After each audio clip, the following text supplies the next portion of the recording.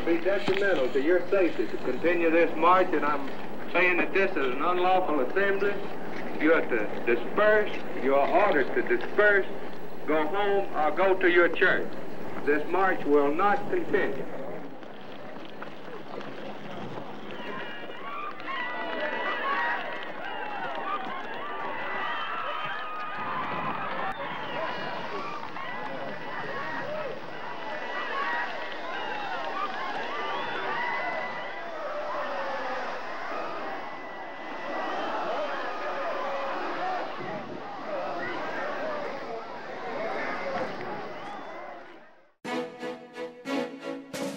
In 1965, and they had a newsreel going on about this march, eventually called Bloody Sunday. The Alabama state troopers were just beating these people into the dust. They were dragging women up and down the streets and whatever. And I said, I need to go there and, you know, put myself into this struggle.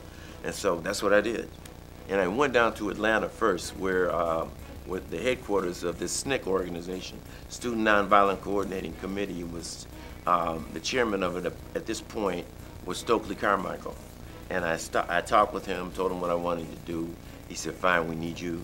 And, you know, we went right over to the march.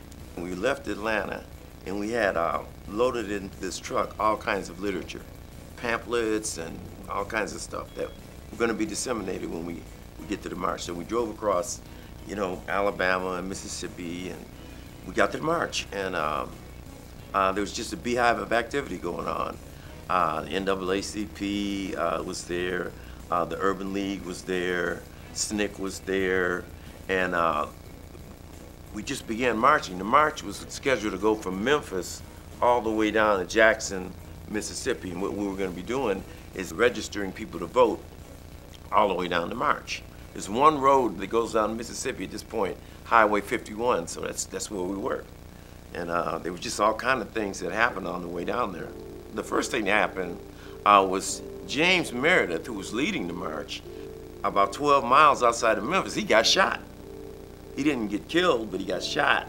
And so the rest of the people said, okay, we're going to continue this march. We got down into this one town, Canton, Mississippi. We had this huge tents that I guess they rented out where people could sleep at night. The local police had told Dr. King, you can't pitch the tent here.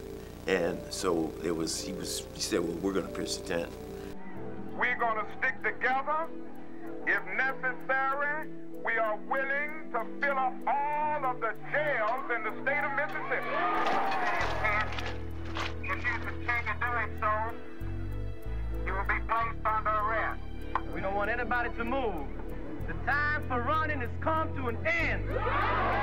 And the state troopers came, and they let tear gas go on all of us, and you know, it was another scene like that. So we dragging people to the side, back to the church, and you know, there were things like that going on. Stokely Carmichael, he was the leader of the group I was in.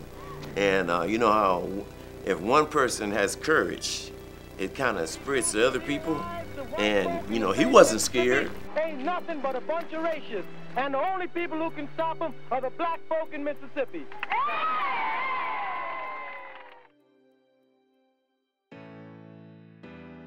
This was called later the Black Power March, because this was the point where Stokely Carmichael began to say, we don't want nonviolence, we want black power. We want black power.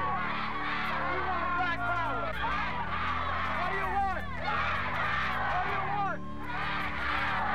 What do you want? Everybody, what do you want? Freedom got a shotgun. When I first joined it, I joined it because my philosophy had switched, you know, from what Dr. King was doing to what Stokely Carmichael was talking about doing. We weren't looking for confrontation, but we weren't running away from it either.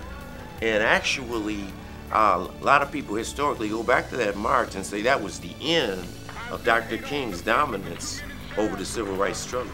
In the beginning of like the Black Panther type of movement, and a movement in that direction started happening.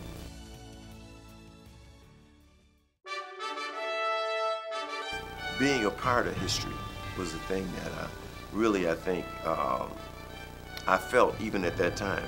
Here's my opportunity to be a part of history, you know, and I still look back And I just have lived through the whole change. You know, things really have changed. I remember when I used to go down south with my parents in the segregated South, you know, where, you know, you had the different drinking fountains and, you know, you couldn't try on clothes, you had to buy them if you were black. And until what we have now, it's just like, you know, tremendous transformation. And so I've lived on both sides.